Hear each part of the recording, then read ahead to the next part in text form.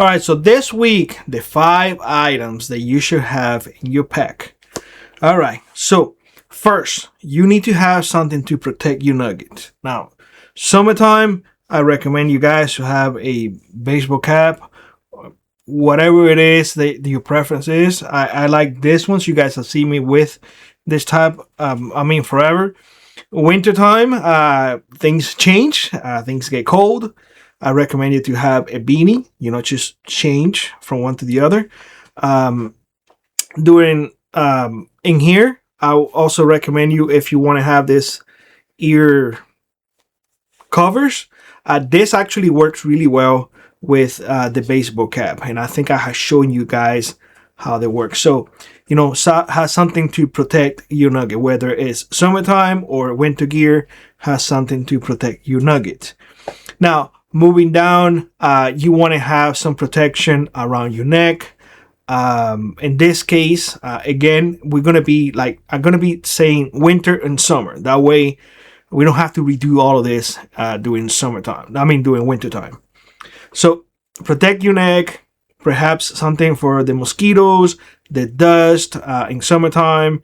In winter, just to keep your from breathing really cold air, especially here when it gets 20, 30, 40 below, even colder than that. You have to cover your face. Don't do like I had done in the past. I ignore that and I got a severe sinus infection. Severe. Don't do it. Just take care of yourself. So during summertime, I will encourage you to have I think this is called shamuk or something like that. It's a scarf. I call it scarf, and that's it. And I use this. I have it in my pack during summertime, mainly to cover when it's dusty. I just put it over and I cover my face. And when you're in the trails, you're getting all of that dust, and trust me on it, you're better off having something like this. I also use this for sleeping time, meaning that when I go to bed, if I'm camping out there, because I'm scouting and whatnot, and I bring my inflatable pillow, I will bring this out, put it around that pillow, and just sleep in there. You can use it for many other things. There are many uses for it. This is summertime, wintertime, wool scarf. That's it. This is a military one. You guys have seen me. I think you guys have seen pictures of me and really cold temperatures, and I've used this a lot. I mean, when I'm snow blowing, just doing other stuff. So has something to protect your neck and your face. All right. So moving to that, we're going to talk about, protecting your hands. I have here gloves that I use. These ones are insulated. I use this a lot. In fact, I have them, not just in my pack, but other pairs around all the time because I use them often. I put it on the moment that I start riding ATVs because, the friction and all of that. And when it gets cold, especially or in the mornings, it's a little chilly. You want to have dexterity in your hands. You won't be able to move your hands good if your hands are really cold. So have insulated gloves. I like these ones. These ones are Home Depot. They're not that expensive. If you don't like those, you can get fingerless gloves. These are wool gloves. They're really easy to handle. Last really like these ones. I have these ones in my pack along with these ones. These ones I use the most. But in September hunts and whatnot, that is already getting chilly, and you just want to have something on. Just to keep your hands warm, because you're going to have it inside your pockets and whatnot, but you don't want to have these ones because you're going to be shooting more than none. Good option.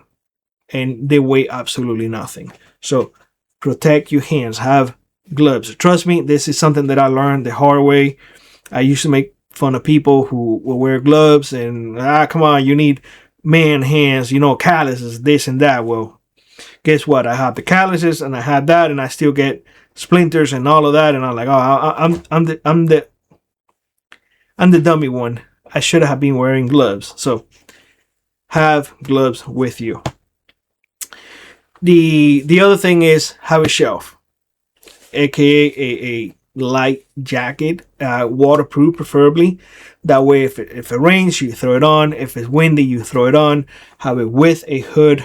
This one is my preferred one. I remember telling you all that I upgraded last because his old one he outgrew it, and I kept mine. I like it. These are Rio Tree brand.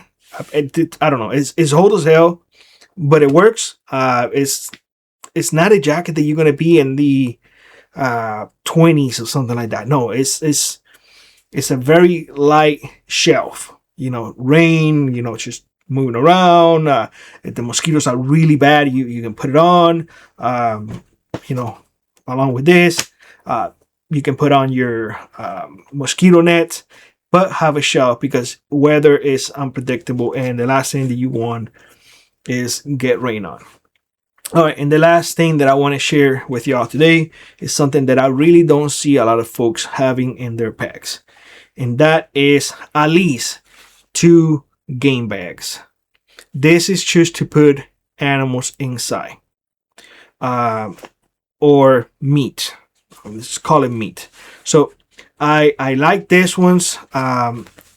They are relatively not large like the moose ones, but you can put some meat in here.